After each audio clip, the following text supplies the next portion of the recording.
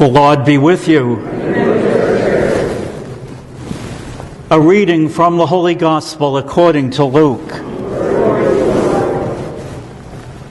While some people were speaking about how the temple was adorned with costly stones and votive offerings, Jesus said, "All that you see here, a day will come when there will not be left one stone upon another stone that will not be thrown down." Then they asked him, "Teacher, when will this happen? And what sign will there be when all these things are about to happen?" He answered, "See that you not be deceived. For many will come in my name saying, 'I am he,' and the time has come. Do not follow them. When you hear of wars and insurrections, do not be terrified, for such things must happen first, but it will not immediately be the end." Then he said to them, "Nation will rise against nation, and kingdom against kingdom.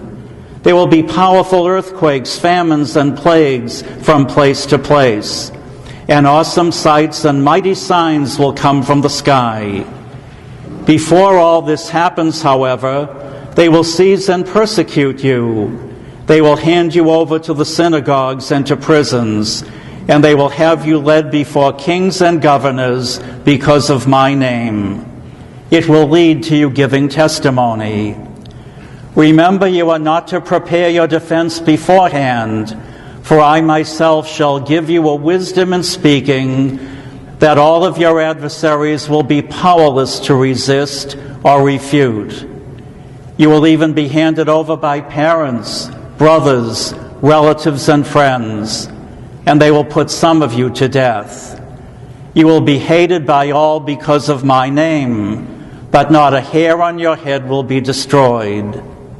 By your perseverance, you will secure your lives." The Gospel of the Lord.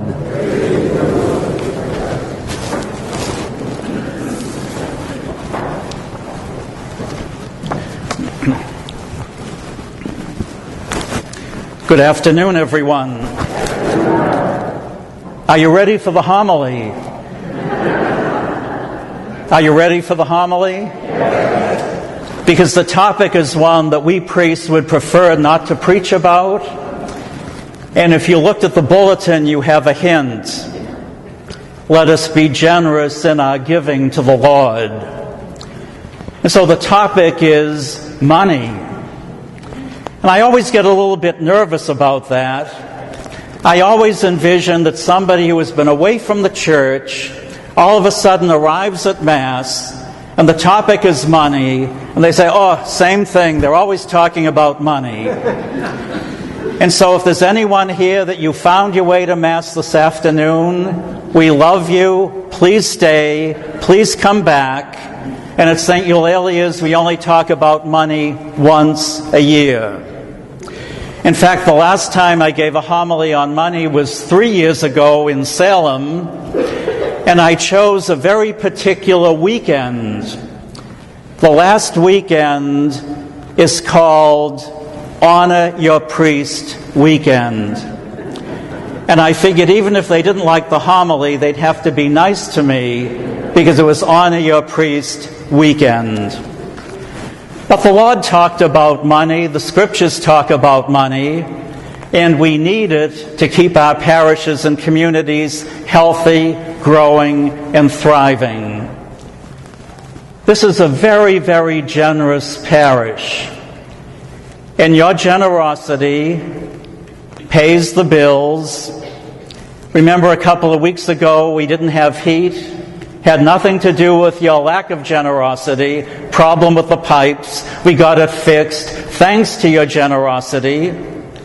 But your generosity pays the bills, pays the staff, keeps our property beautiful and attractive.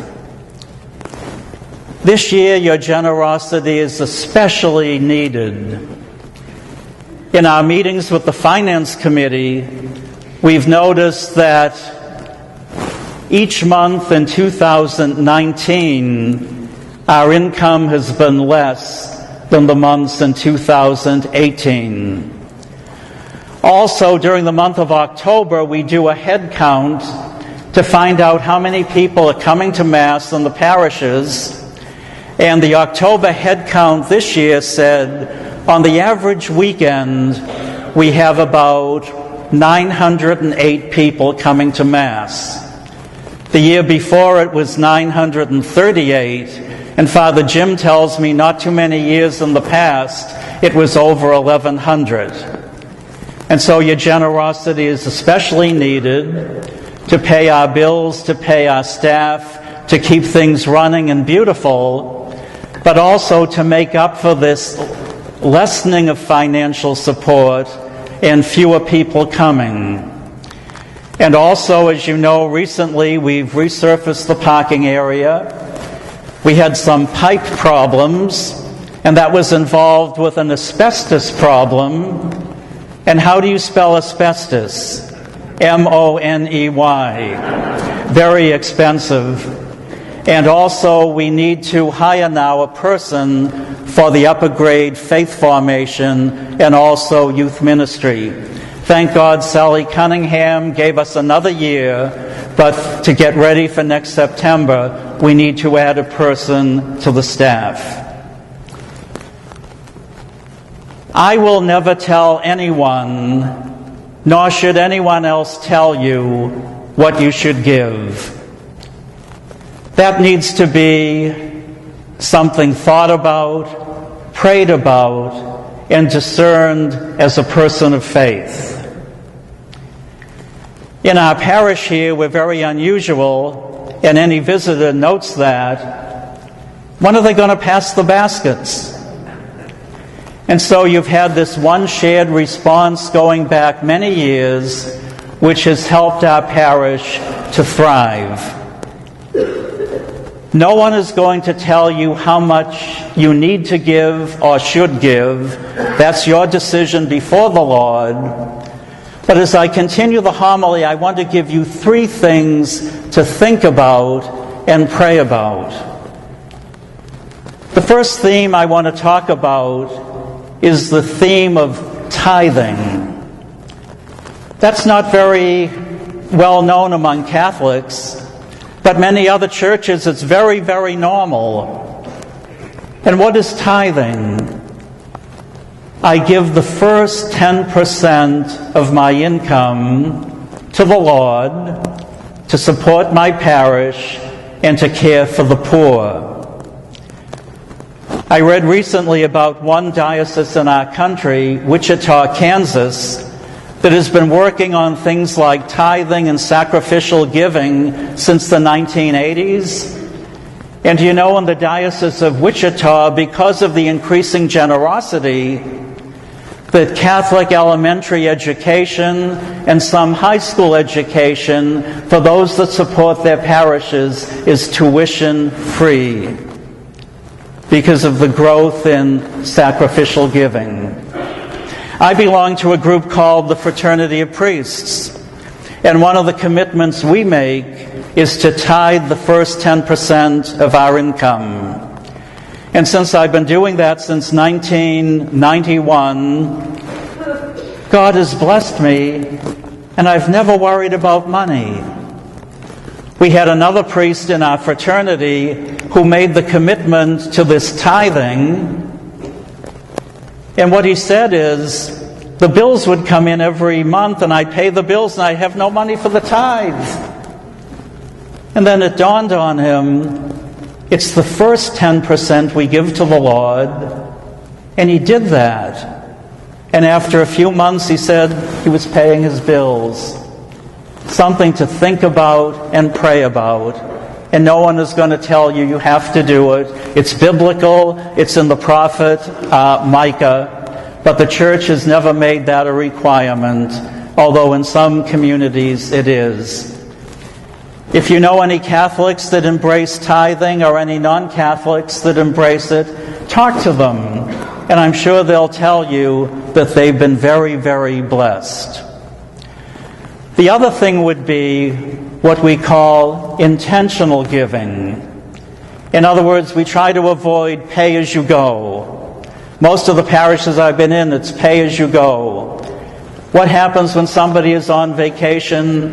What happens if they're sick? What happens if it snows? Well, they don't pay and the income goes down.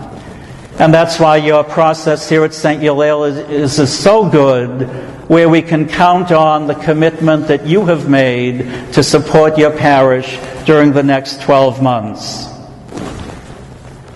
The other thing I'd like you to think about as you consider how you will support the community for the next year, whatever amount you've been giving, how long have you been giving it? I thought about that, and it brought me back to my high school years. As you know, when I was in high school, my pastor was the founding pastor of this parish, Monsignor Joe Lyons. And back in the 1950s, he was urging the families in South Boston, give $1 every Sunday in the collection basket. And to the best of my memory, my mother and father did. My dad was only making about $50 or $60 a week in those days, but each of them would give $1 every weekend. And what I thought about, if they were living today, what would be their comparable gift? In 1958, for $1, I could go to the movies 4 times. In 1958, for $1, I could buy 4 submarine sandwiches. And I figured it out, if they were alive today, giving as generously as they gave then, they'd probably each be giving like $40 or $60 a week or whatever. I won't even mention going to the Red Sox and sitting on the bleachers and how often you could do that for $1 and where we're at today, but that's another story. But I think a good thing to think about is, to the extent that I've been giving, how long have I been doing it, and is it possible maybe to increase as costs of living go up and as things become more and more expensive? During the week, you will receive a letter in the mail from me, and also an envelope and a card asking you to make a commitment to the next year, which can be done by putting things in the baskets as you come to Mass, or writing a yearly check, a monthly check, doing it online, however you want to do it. But I'd ask you to think about what tithing is, what it is if you're not doing that, to look at a certain percentage of your giving, and maybe to look at the cost of living and what can you do today to make a generous response to the Lord and keep our parish alive and well, growing and thriving. My hope and prayer would be, as I'm sure it's your hope and prayer, that St. Eulalia Parish will continue to be the wonderful community it has been since its inception, and that hopefully we can work together, certainly to increase income, but more importantly to increase attendance and participation, as hopefully you reach out and invite others to share in the beautiful Eucharist we celebrate, the center of our faith, and this wonderful community that has been established. So think about all this, pray about all this, respond as generously as you can, and thank you, and God bless you.